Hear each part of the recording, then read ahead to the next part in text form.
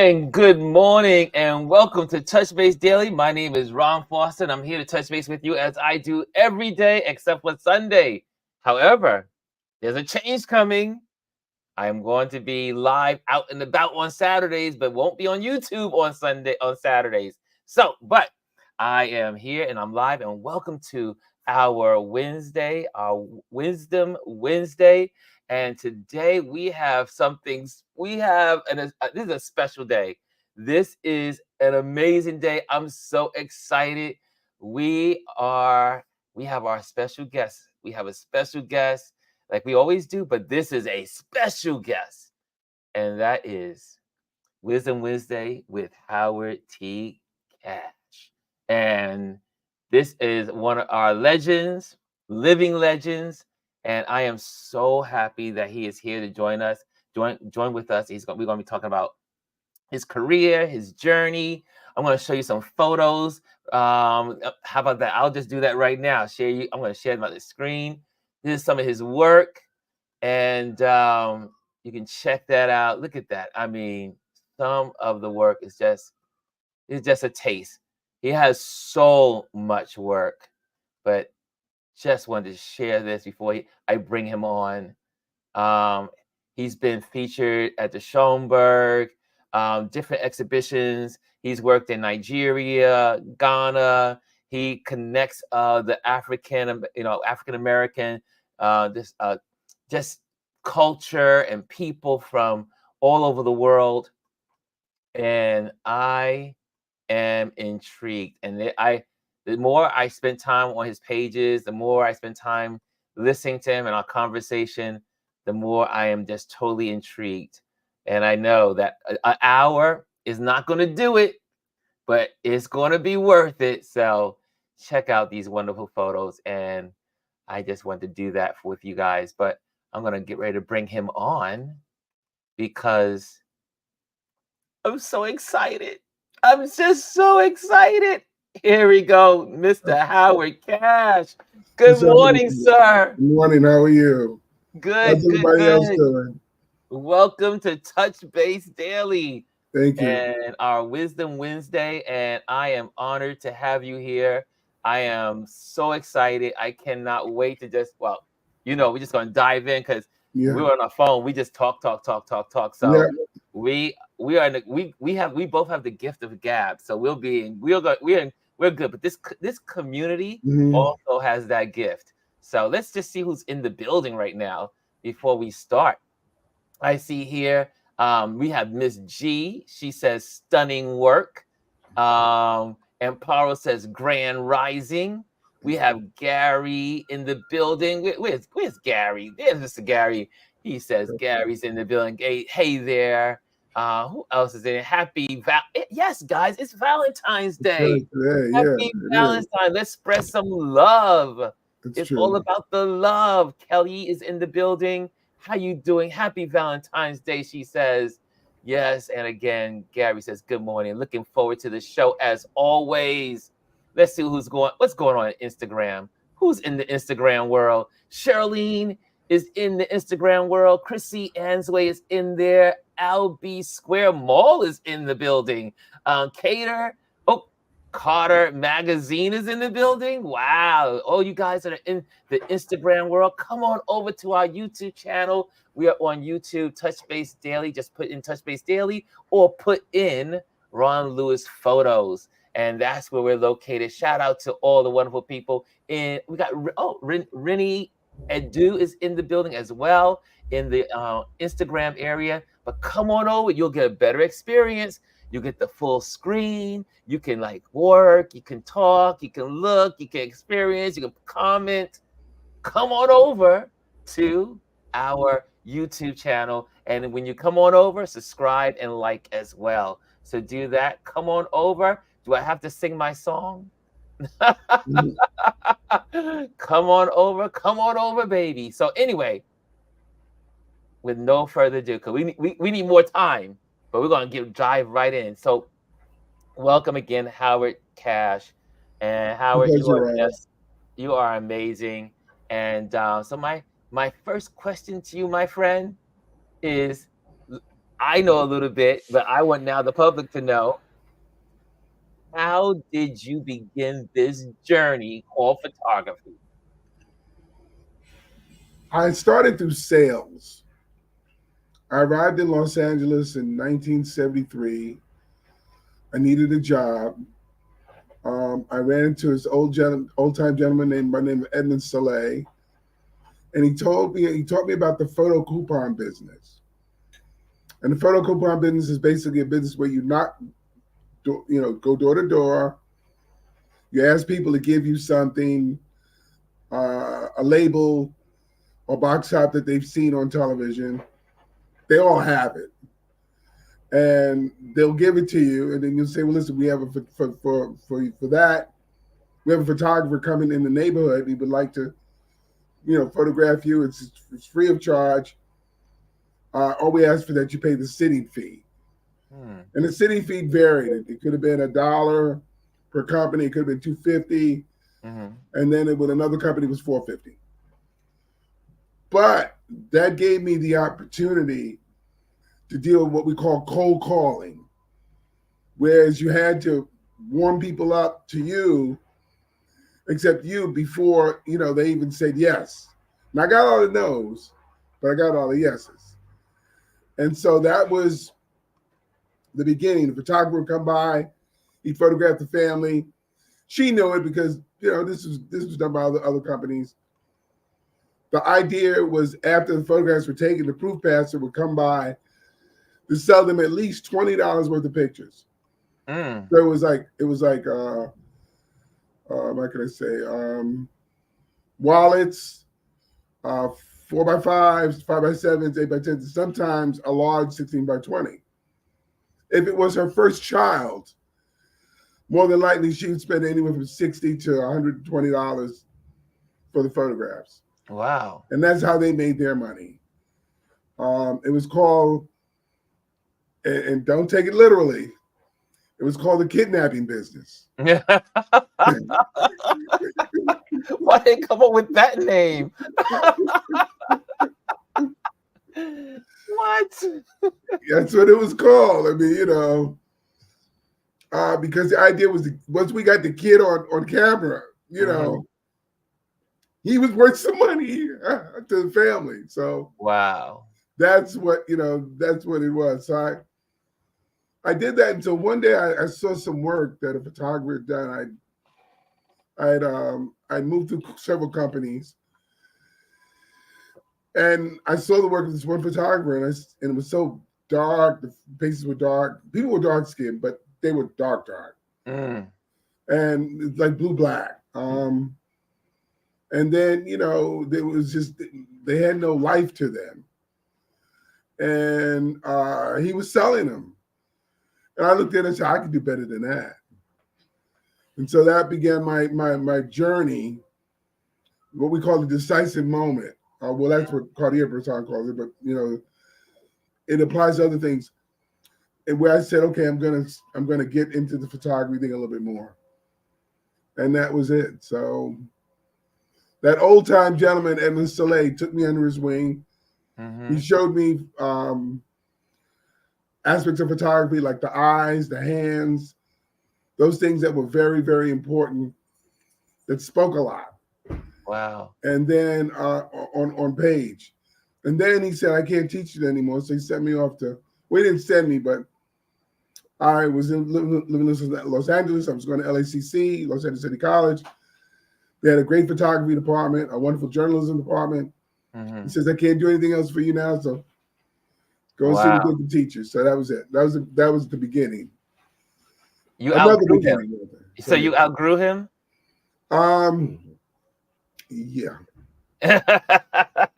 Yeah. So now I noticed that you are, most of the time when someone they introduce you as a documentarian and a art fine art photographer or art photographer. Where did that come from? How did you move from taking pictures of kids in LA, and then you find yourself in Nigeria? most people don't know you ended up in Nigeria, but was there something that went on between the guy saying, you know what, you've outgrown me and you need to go into better hands, and then now you end up living in Nigeria and working for some really cool organizations? The gap we're going to close is that once I got to LACC, I was in the photojournalism department. And the photojournalism department teach you how to take a photograph. That adage of one picture's worth 1,000 words. Mm-hmm. So you learn how to take a photograph where the viewer can understand what is taking place just by viewing it. It's a message within itself. Mm-hmm. And then I went down to the color department. Well, the black and white department downstairs, where they discuss tones of gray and, stuff, grayscale and then densitometry and other stuff like that. And then I went into the color department where we did something at the time which is called I'm trying to think of it. I can't think of it right now, but we processed, we printed in color film. Mm-hmm. And then we had competitions because there were other schools in the area, like in LA, like East LA, Art Center, Brooks, that we would compete against. And at the time, I think we were one of the best schools on the West Coast for photography. Okay. And Brooks had a hell of a budget, Art Center, same thing. But we had some, and I'll use we had some dogs in there, men and women, and we just grinded it out. I mean, and we came up with some great images and won a lot of awards for the school, for ourselves. And then I saw this bulletin hanging on the flyer hanging on the bulletin board, which said, "Go to Africa." Get to Africa. So I was like, wow, that's cool. I've always wanted to go, even before I saw Roots. So it was the organization was Operation Crossroads. Mm-hmm. And so I applied and I was accepted. I didn't go the first year because I didn't get my money together. Okay. But the second time in 78, that was 77. 78, I did. And that's where my life changed. Because their love for photography and they embraced me as a Black person was unbelievable. And I could travel all throughout the country. First went as a group, and then I was able to travel on my own. And the experiences were great. Ghanaians were welcoming and warm. And even for a minute, I didn't even want to come back, but I said, I got to come back and finish this last year. Mm-hmm. And so I did that, but I wanted to go back again. So I was able to, because I studied color processing. How to process E6, that kind of training.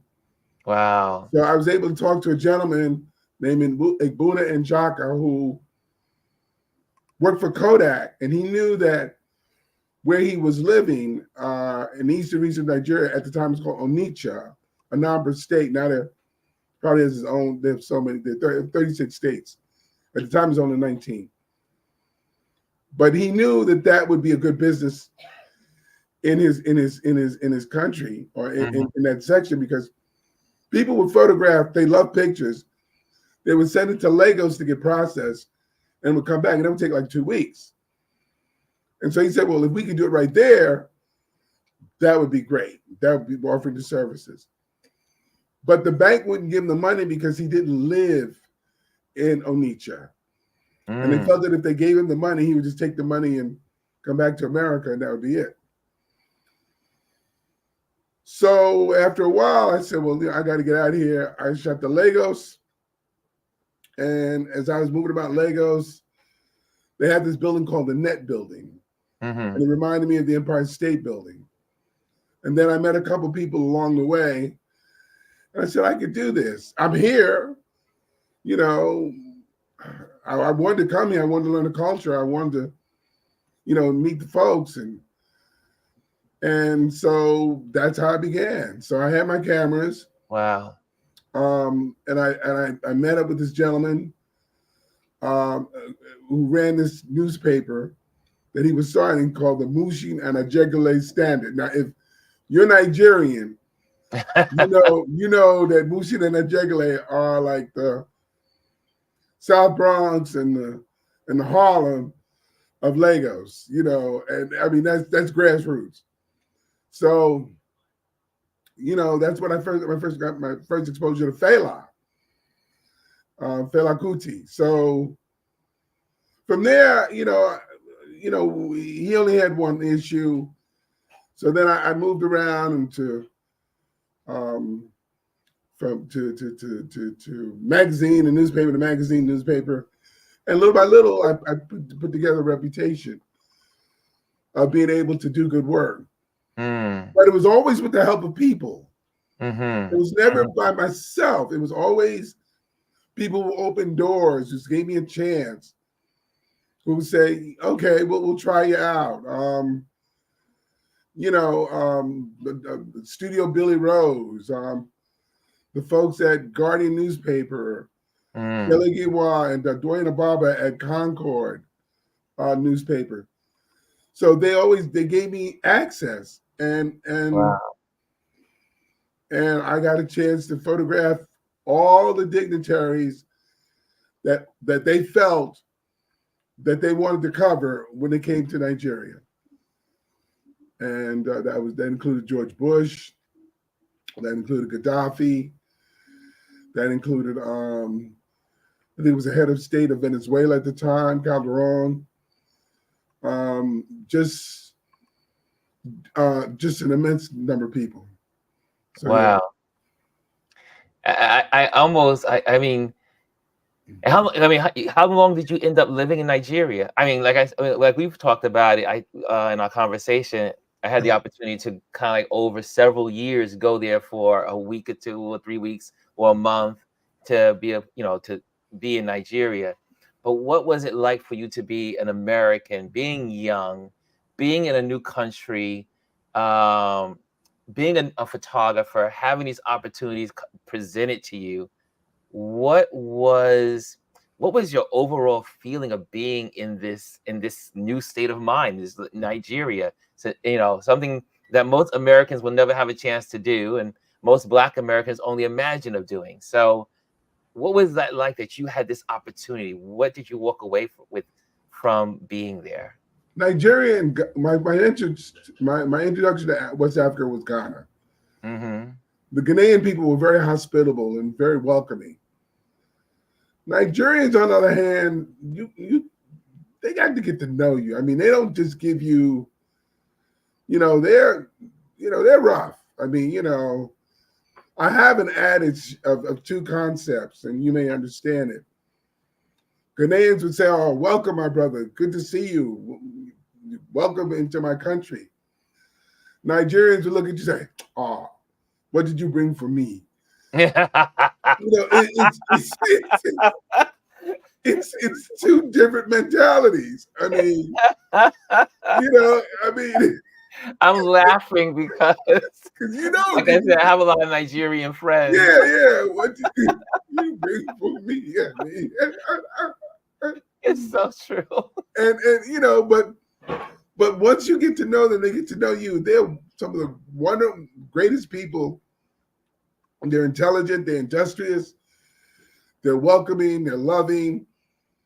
I mean, And they will give you their last. I yeah, mean, my yeah. friends in Nigeria, they go all out. Every year I would go there, get on the plane, I would head to Nigeria, head to Lagos, spend time with my friends there. And every year it was harder for me to leave every time I went, because the love that Nigerians, and even in my time in Ghana, the love that you receive is just so. First of all, it's being among your own. Yeah, I tell people all the time. yeah. Now I understand when Italians go to Italy, when Irish go to Mm, Ireland, mm. when you know going to Africa, going to Nigeria, and then later on finding out that I'm part Nigerian through the DNA, and it's just one of those places you fall in love with, Yeah.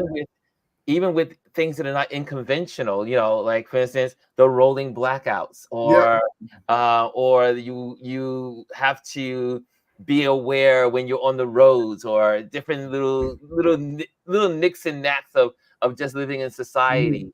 But yeah, you lived there, and you lived there for 4 years. Yeah, I had two places. I had one place in Lagos, and then I met this wonderful person called Nike Olani Twin 77. At the time, she was married to twins.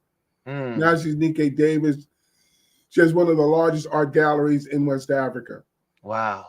But I would go up to their compound, and I would hang out with the Oshogbo artists. And she would introduce me to some of the other artists like Jimo Brimo, Rufus Ogundele, Ashiru. And so I was in an art community. So I wound up getting a place up in Oshogbo, and I stayed there off and on for like 2 years. Whenever I got tired of Lagos, I go to Oshogbo, stay about a week, maybe 2 weeks, and come on back. And it was an R&R way. It was a way to chill out. So because we were in a rural area, just about. There was a chicken farm right next to us, so we had food. Um, there were two movies in the town, so we could go see the film, and it was just a great place to be. Wow. And I found out and learned you don't need that much to live. Nope, not at all. That was the thing about it. So I really enjoy. I'd sit down, I'd read a book. I had a girlfriend by the name of Oni, and she'd go do what she did. There was always some food around, always some food. So it was great. Wow. I see also, I'm just, you have this thing about life, your life body of work, your work and we're going to go through some of your work in a little bit, and we go through some stories behind them. But I notice in a lot of your exhibitions, you always state your objective is to capture the beauty, the love, the pride, and dignity of African Americans and the African diaspora. W- where did that develop? How did you end up saying, you know what, this is where my body of work is going to be? I'm going to concentrate on Black interaction, the Black community, and not only just the Black, because you can do tragedy, you could do pain, you could do a lot of other things, but you really zeroed in, and when people see your work, they'll understand the question I'm asking is that you really achieve looking for beauty, love, and the pride of being Black, and also the dignity of being Black.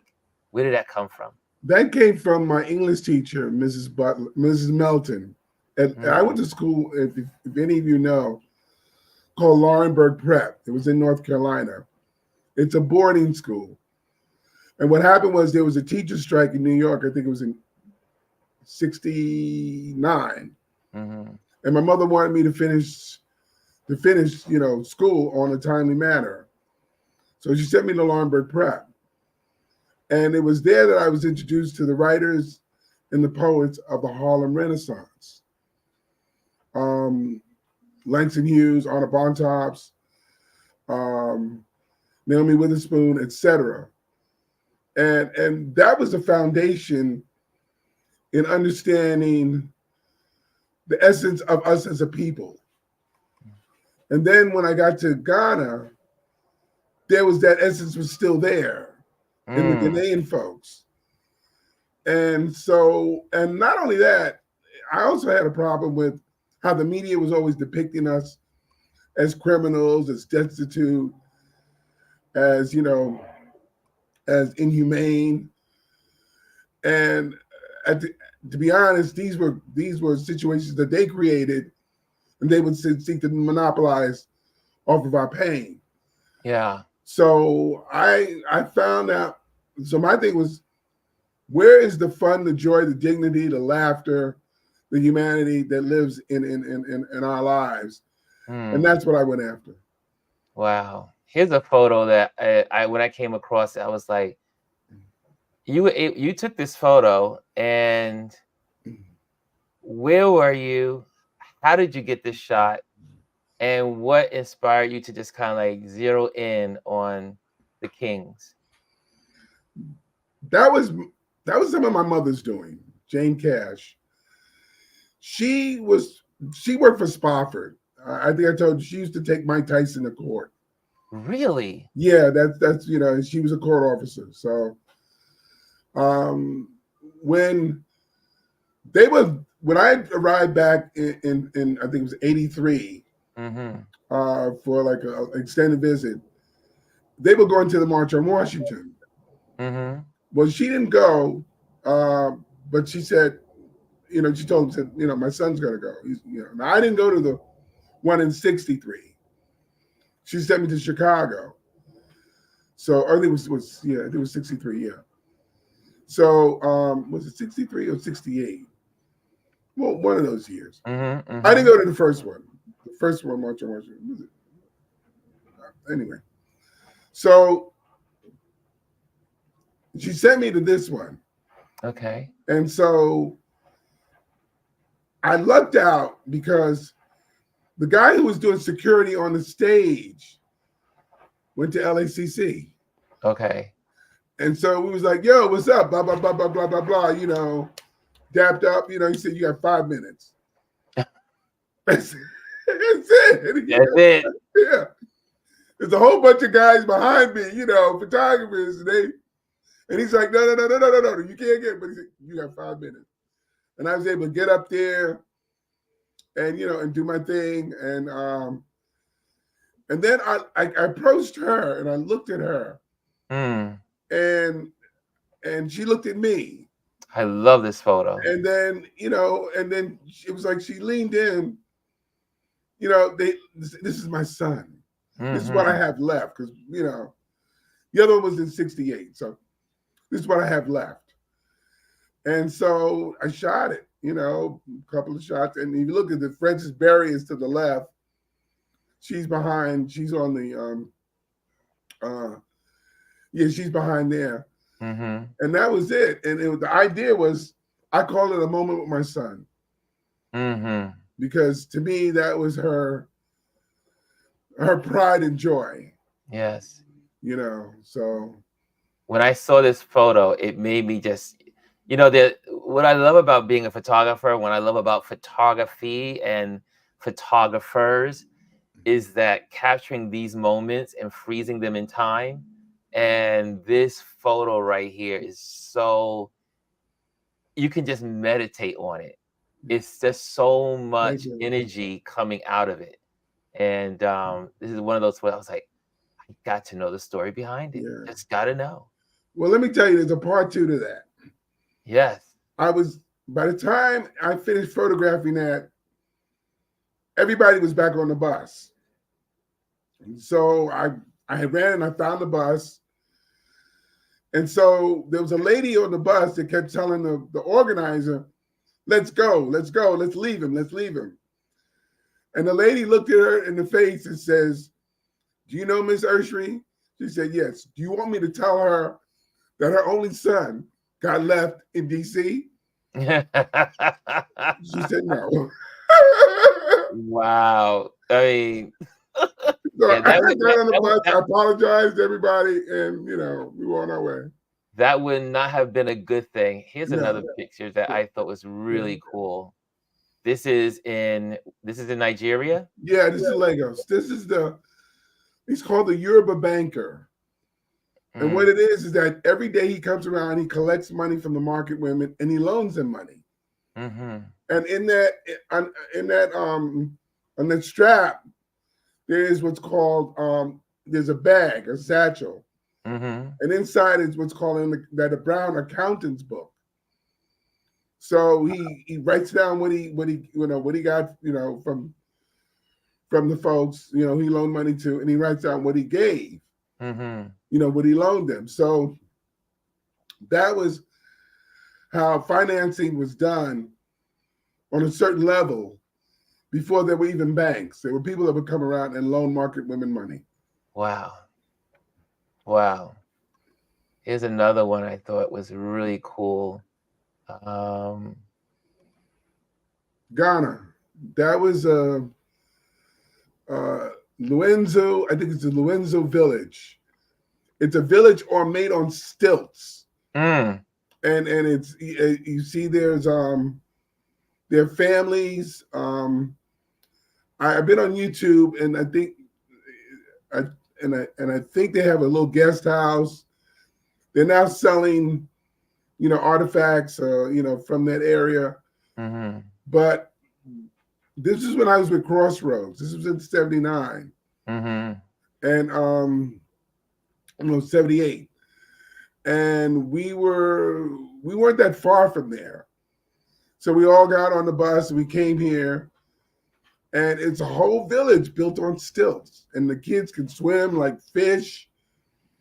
It's really and so I came by and I was there, and it was just beautiful. So There's also a place in Nigeria, not too far from the airport. I forgot the name of the town, and everyone lives on the water. yeah, It's like all these stilts, these homes, mhm. and so it's the same kind of configuration. But that is really like uh, intense. It's like really what do you want to call it? A dense population. yeah. Everyone lives on the water. They have the boats. They're moving. They're fishing. They're going out. They literally commute from house to house by boat. It is not too far from the airport. It's I not think it's called Makoko. really okay. I think it's called Makoko. Yeah, Yeah, I was fat. I always said when I go back to Nigeria, I want to photograph that area. yeah. It's so interesting and so beautiful. Here's another one, and then we're going to go into the gallery showing that you got going on. And No, that's not my shot. That is belongs to that what? Terrence. Yeah, Terrence Jennings. Oh, this is from Terrace. Yes, right here, Terrace Yeah, Jennings. it's Terrence Jennings. Wow. And you have this thing for buttons. Yeah, buttons. Yes. Can you tell us a little bit about your love for buttons? I started out with buttons when Jesse Jackson started running. I took Mm, a couple pictures. A friend of mine took him and made him into a button. And I was selling pictures. mm-hmm. She was selling buttons. She had a crowd around her with their money in their hand. I want 2, I want 5, I want 6, I want 10, I want 12. And I'm over here with one of the original photographs, and they're like,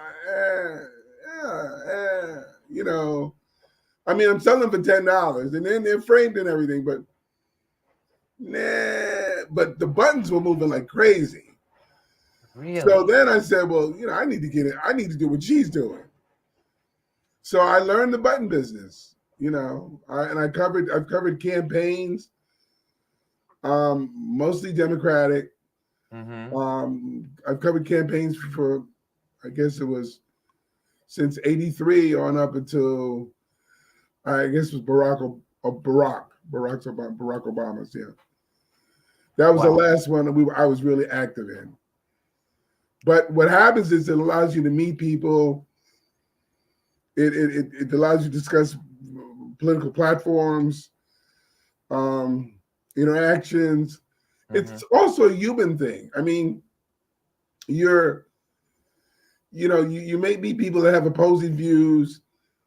You may meet people whose views are being refined Mm-hmm. or defined, and then you have these exchanges. And because I meet so many people, I get a little bit of this, a little bit of that from a little bit of everybody. Wow. So yeah, Wow. And one of the things also, one of the you have this love for people. You have a love for the photography community. You have a love and passion for all things photography. But mainly, again, you have this real targeted eye for young African American photographers, Caribbean photographers. It doesn't matter, but you have this thing for and you create this passion for Black photographers, and you created this. You and a couple of other folks called the Black Photographers Collective. Can you share about that a little bit? One second. Excuse me. Bless you. Thank you. Yeah. We put together this organization. It was based around a book we're going to be coming out with, and our funding dried up because of COVID. So, but we hung together, and we more or less repositioned ourselves in the community. Because every year we do a bash in Central Park where we gather photographers to come and enjoy each other, each other's company. So we've done that for 3 years. We put together this exhibition with Jamel, the great Jamel Shabazz. Yes. At the Wilma Jennings. We have another show up currently at the Point up in the Bronx, called Black Life. So we're all in sync with with presenting ourselves and our folks in a positive light. Yes. I And it's also fun. well, It's fun. and coming from that, I had the great opportunity to head up to the Lower East Side to check out an amazing exhibition that curated by you and Jamel Shabazz called Long Journey Forward: Black Men in Passage. And when I was with the young lady that was there, Hakima, she said this is one of her favorite exhibitions. It's a large body of work of, I think, 45 photographers, something like that. Yeah. And the whole story that moves through every part of that gallery is the beauty and the strength, the love, the dignity, again, the pride, the love of Black men and what they've meant to our community, Correct. what they've meant to history. And you leave out of that space feeling, as a Black man, saying for myself, you feel such a sense of pride and self-pride and integrity because of the beauty of all of the photography that's in that room. Correct. How did you guys come up with it? What made you create this? And tell us about that. It started with a phone call between Jamel and I. I don't know if he called me, I called him. Every once in a while we kick it. And so we just got on that subject.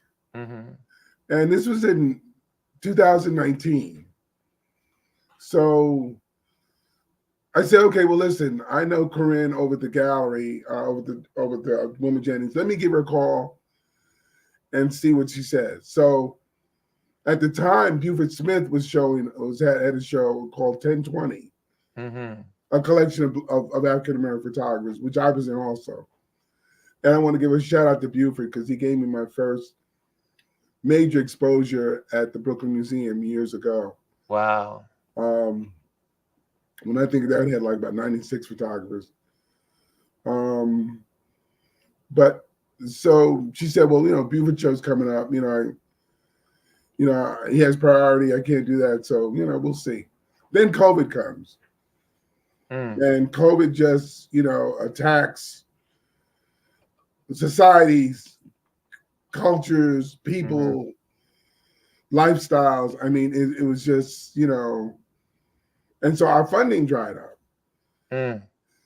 So we stuck together. We nothing we could do. So we just, we couldn't, because we had developed a curriculum for beginning photographers, for kids like, from 12 to 17, in schools or in after-school programs or programs. But there was nobody there at the schools because everybody was studying remotely. So there was nothing we could do with that. So finally, but we did organize ourselves. We got the 501c3 and a few other things. And so then we basically just stayed together. And then this opportunity opened up. Corinne said, well, first we were supposed to do it in November. Then she said, nah, let's do it during February. So we was like, great. So I was able to get the artists together. Mm-hmm. They sent me their works. I'd gone through and looked through them. Jamela sent me some of his folks. So it was a combination of older, more seasoned photographers and younger photographers. Mm-hmm. And so, and then I was able, and then I looked for the same thing: dignity, pride, respect, leadership, authority, humanity, fun. You know, just things that are part of our lives of what I would call quality of life. Yes. You know, and so, and the buttons had helped me because I spent time editing buttons throughout the years. Mm. So, you know, I knew what I was looking for when I was working on themes. So, and that was basically it. And then all the photographers were, I think we lost one, but we picked up one. Mm. So it all worked out, you know, wonderful. And I ask everybody your audience to come, you know, see the artist talk on the 17th between 2 and 4 at the Wilma Jennings Gallery on the Lower East Side. It is going to be amazing. I cannot wait to get there and just get a seat and just kind of like listen or stand up or however it's going to be set up. But it is, like I said, what a beautiful collection of photography, and it's in Black History Month. And I highly recommend, if you want to do a father and son day out, this is how you should spend your day. Take your son. I don't care how old, how young you are. Yeah. If you are an older man and you have a son in his 40s or 50s, bring him, or bring your father. Mm-hmm. Or if you have kids or young men that are in their teenage years or preteens, bring them. Mm-hmm. It's such a moving exhibition. I loved it, and I, like I said, I cannot wait to get back to that. If you have any questions, we want to come up in Q&A. If you have any questions for Howard, make sure you put them inside the comment box, and we will address them and kind of like have those addressed. But before we go there, I just want to say you have this thing again. As an artist, this is your quote. As an artist of 42 years, I have a conversation in threes. First with myself, second with my audience, and finally with history. Could you break that down for me? Because that is beautiful. Okay, the 42 is now 52. Woo! Um, uh, my first, on the first level, it's, do I want to photograph this? Mm-hmm. Um, because when I came back from Nigeria and I began to engage in America, I didn't do commercial work. Mm-hmm. I wanted to do what I found would take me into those areas of dignity, pride, love, respect, etc. And it would have to be my own journey. Mm-hmm. It couldn't be, nobody was going to hire me to do that, you know. And so that was where I was. So do I want to photograph this? Now I did cover Katrina. All right. That I did do. But I did it in the same manner. Mm-hmm. I covered the families who had to rebuild. I covered the devastation, the destruction, and then I covered the Mardi Gras. Mm-hmm. And I hung out with the Zulus, and they were wonderful. Second is with my audience. My audience is African American people primarily. Mm-hmm. I'm showing them themselves. So that is really, so therefore they can see themselves in a positive light. And then finally, with history.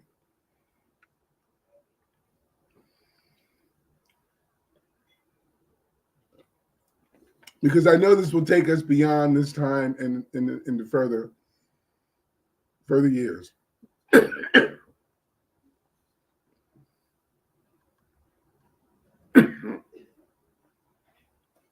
Yeah, these I'm looking at your photos here as you talk about how I mean, I first with myself, second with my audience, and finally with history. Here's Jesse Jackson. I mean, you've had the opportunity to record history, freeze it, or just simple moments like a couple walking down the street in the rain. Yeah, Thank you. these photos are absolutely. You are true to your conviction, the joy, the peace. Billie Holiday. Wow. No, it's not Billie Holiday. It was a woman that was emulating Billie Holiday. Oh, she was emulating Billie Yeah. Holiday.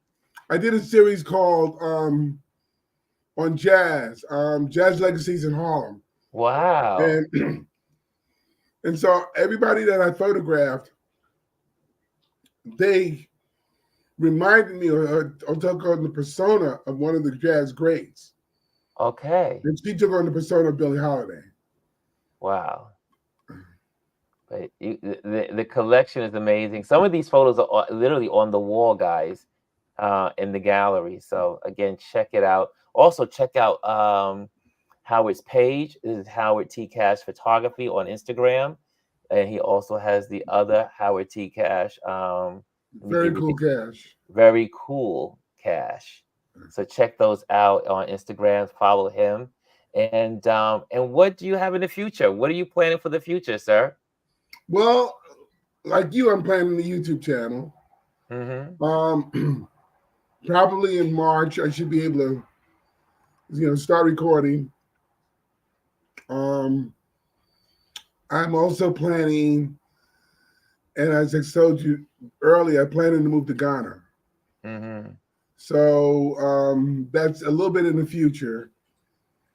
But I really enjoyed living there and life there. And I'm 70 years old. So, I mean, it's like, Awesome 70. Awesome 70. And and I'm not that far from Nigeria, Mm-hmm. like the two countries over. But I get along well in that area, in those regions, Yes. And so one of my friends, Dawn Sutherland, is affiliated with a lot of schools in the Kumasi area. Mm-hmm. But she's a crossroader. She went over in 77. That was the year I was supposed to go. I went over in 78, but we connected through Wody Meyer's channel when he did an interview. He interviewed her in Kumasi. Wow. And so her and I, we're in touch. We're good friends. Mm-hmm. And so I want to teach them some of them how to make buttons. Wow. Because nobody's doing it there, and basically it's just something that you just look around, you see, and you're able to put it together. So I have machines and stuff like that. So I was going to take them over there and let them and teach them the strategy of how to make it work. Yeah. Speaking of strategy, I know also that you have a passion for helping photographers in their business sense, meaning how to financially be stable as a photographer and building their business financially. I know that's one of your passions. Correct. How can I say? Photography previously looked at as something that you did to cover weddings, or graduations. It was never seen as a business of exploring the world. Um, Look in Life magazine, our Time, those gave us those let us know there was a larger use for photography than photographing, um, which was Family picnics yeah, and church family picnic. events. Yeah, which are very important, by the Yes. way. Mm-hmm. But so you know you, you have to understand how to monetize the work. Yes. Fortunately, today there's social media, Yes. and you don't have to go through the gallery system in order to monetize your work. Because too many photographers have their works on their hard drives or underneath their beds, and the world never sees them. Mm-hmm. So it's very important that that they do, and that they're able to add value, because photography is expensive. Yes, it is. Between the programs and the laptops and the cameras and the lenses and the lights. I mean, it gets into the thousands. Mm-hmm. So if you're able to take good photographs, you should be able to be paid well for them. Yes. And but it's a process. And a lot of times, people give up, or they'll do it and they also have another job until they can do it full time. Yes. So, I've been lucky that, people have collected my work over the years. And I thank all of my wonderful collectors, and all those that provided grants and so on. So this way I could continue to contribute to our society, because that's what we're all doing, is contributing. And I know that you spent a lot of time. I did this for the first time this year, I should say last year, and it was such a benefit. You sell your work on the streets in Harlem. Yeah, yeah, I love that. That's why I meet so many wonderful people, and photographers, collectors, and you'd be surprised. And here again, it's like a level that people don't know. There are a lot of people that are very successful living in Harlem, Black Yeah. people, Yes. and they're doing these amazing things, and so I get a chance to talk to them beyond collecting the photograph. I've talked to them about their lives, and it's really great. And I get a chance to expose the work to those who are not in a position yet. But the girl said to me the other day, says, "When I get some money, I'm gonna come back and see you." I said, "That's great." But yeah, we're able to do that because it's important. Yeah, that's Gwen. That's a godmother of my twins. She picked up a piece, Wow. um, and that's when I was down in Union Square. I was down there for many years. Really? So Yeah, I'm sure I ran into you there. yeah, I was there for many years. I loved it down there. And that's a collector. She's now living up in Rhode Island. Wow. So yeah, and people don't understand that you collect an artist's work at that time, because as time goes by, it increases in value, Yes. and they charge you more. That's right. So That's right. if I get a commission, or if I my work ends up in major museums and stuff, what you might have thought of was expensive at one point now becomes increasingly expensive, Yeah, that's right. That's right. because you don't. I always tell people, you buy the photograph, but you collect the artist. Mm. That is a good lesson. Yes, collect. And I remember I used to go to Soho and just go through the all the new artists and just buy their work. Uh-huh. And I bought one photo. I bought a piece of art in Soho. It was a pair, and then turns out that this guy became very successful. And I have no idea how much these pictures are worth now, but he became successful, and that's the whole point. Where photographers, artists are on the street selling their work. you get it at a, you get everything at a, you know, a premium, if you want to call Mm-hmm. it. And then later on, because as they continue to grow in their craft and as they continue to expand in their work, everything becomes more valuable. So, Yeah. guys, now we have the audience. Oh, this is your time. This is your time. I see in here, Omar says, your street photography work are very similar to each other. I, when I was in the gallery, on the east side, I walked through Howard's work and I said, this is, it felt so familiar because we both have this thing about sharing the joy, the love, Mm-hmm. the dignity about our community. Uh, And I found, I was, you know, obviously I see other photographers do it, but it was so nice to see your work and your body of work.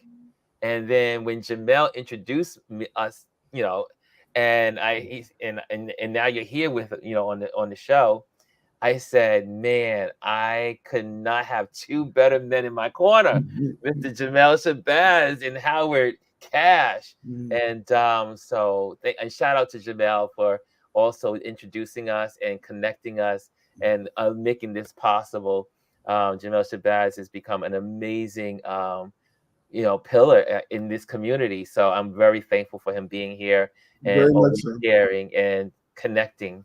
And there he sends out his peace sign. There he goes. Mm-hmm. Janelle's been listening. I see also. So, guys, you have any questions? This is a good time to ask. You got a couple of minutes, and then we're going to let Mr. Howard Cash, do his thing. And but come on, yes, if you have questions, please. I did save some of the. I did star some of this stuff. Um, Thanks for. I see Eric F says thanks for the interview.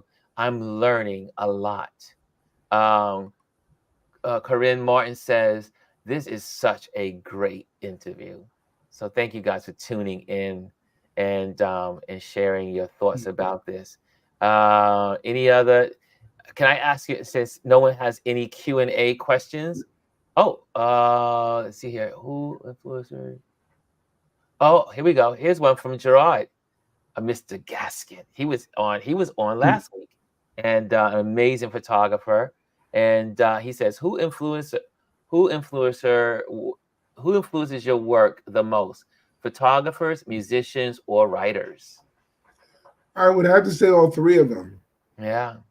Sometimes I'll pull a title from my for a photograph from a musician.